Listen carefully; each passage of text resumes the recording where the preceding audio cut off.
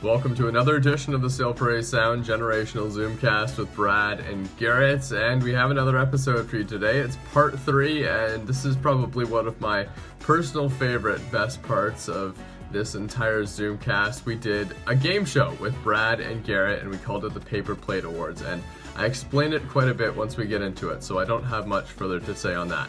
But it's a great episode, and we get to see the dynamic between Brad and Garrett, and we get to hear lots of fun little stories about their racing career. So with that, let's get into part 3 of the Sail Prairie Sound Generational Zoomcast with Brad and Garrett. While we are reminiscing about old times at Sail Prairie Sound, this is a good opportunity to bring in a little game that I've invented. Oh, no, I didn't invent. I stole it from somewhere else, but it's inspired by the Sail Prairie Sound Paper Plate Awards. So this is going to be our Paper Plate Award segment. So I'm going to give you a phrase, and you guys are going to either say, Brad or Garrett to say who this phrase connects with the most. And if you type in the chat, the people at home will see it as well. Okay, are you ready to get into this? Yeah, let's do it. Okay. So I guess this is kind of like the newlywed game, but we're going to call it the paper plate award game. Okay.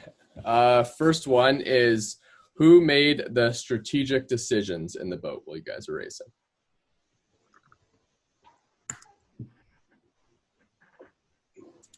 Both answers are Brad. Yep. Okay, next one is, who was the most social at the regatta? So this could be like on the water talking to other boats or off the water talking to other people.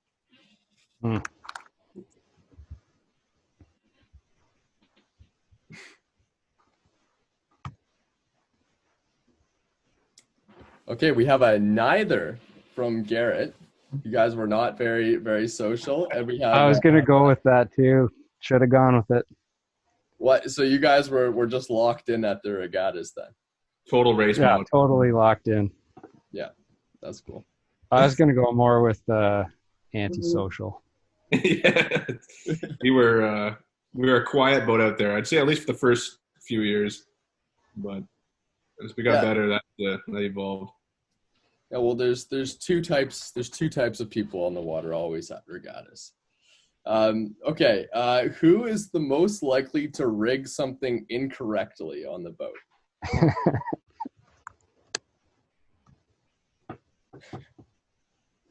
Wow, 2 Garretts.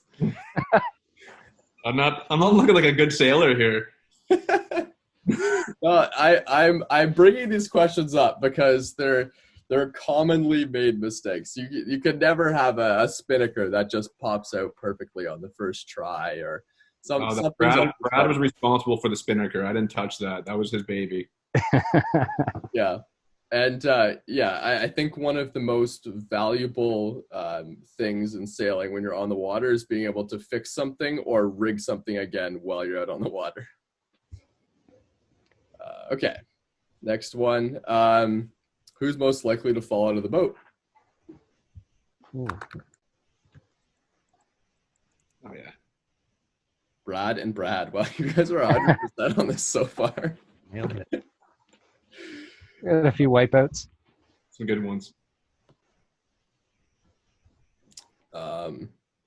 Who was the most vocal on the water? This could be in terms of calling right-of-way rules or just vocal within the boat, anything like that. Oh, that's a tough one.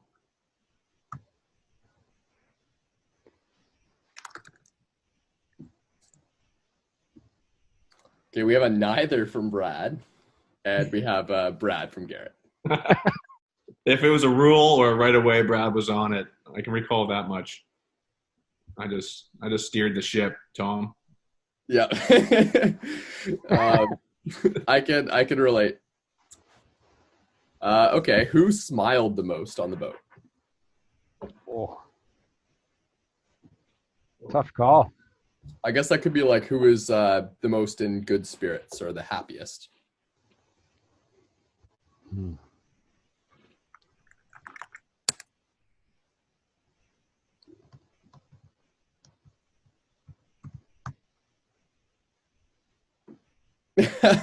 Okay. So Garrett says Garrett, and Brad introduces our next topic. And he says Garrett if he wasn't seasick. Oh shoot! Thanks, Brad. Okay, we'll get through the game first, though. Who spent the most time in the water? And I partially mean by falling out of the boat, but I think if other sailors you know, you might spend some time in the water doing something else because there's no bathrooms on the water. Oh.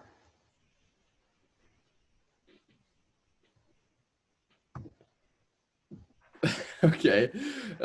Garrett says both, and Brad says Garrett, question mark. I said both because we spent the first 2 years constantly capsized, so I felt like we were always in the water. Yeah. That's true. Yeah. Very true. And that comes with the learning curve of 29er sailing. Who was the worst at waking up in the morning for a regatta?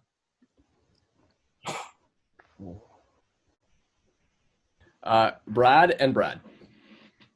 Yeah, Brad's a sleeper. He's a little bit lazy in those mornings and sometimes those afternoon naps, eh, Brad?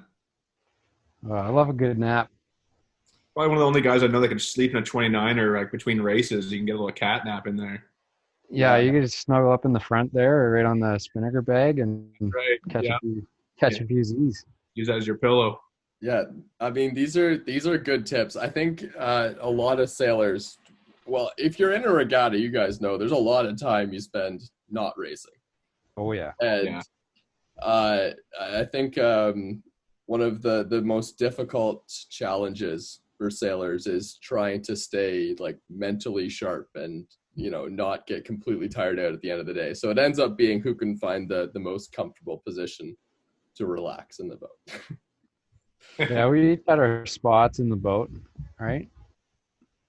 Yeah, I think you had the better spot though. You deserved your downtime more because you were doing all the hard work out there. Yeah. You got in the 29er though. You guys have a lot of open space to lie down though, which is nice. And the other boats, you got something in the middle, and it's hard to sit down. But I was always like waterlogged because on the back of the 29er, you had your, gosh, I'm forgetting the technical terms, but Brad, help me out here. You had the two holes in the back where the water could exit and enter. They could drain out, but if you're going slow, they would just kind of fill up back there. So I was kind of like in a bathtub all the time. Right. And Brad he was high and dry. He was okay. Right. And depending on what lake you're in, that water could be very cold as well. Cold and nasty. Yeah. Good old Hamilton Harbor. Yeah, exactly. Okay, last one here. Who was the most likely to initiate a protest of another boat? Easy. Easy. Hopefully I gave the same answer. Wow, for the first time, you guys have given different names. Oh, Garrett says Brad, and Brad says Garrett. oh no. Was I a protester? I can't recall that. To be honest, I don't think we did a lot of protesting. It's much easier if you don't. You can spend a lot of time doing other stuff and getting back to the hotel or the tent or wherever you were.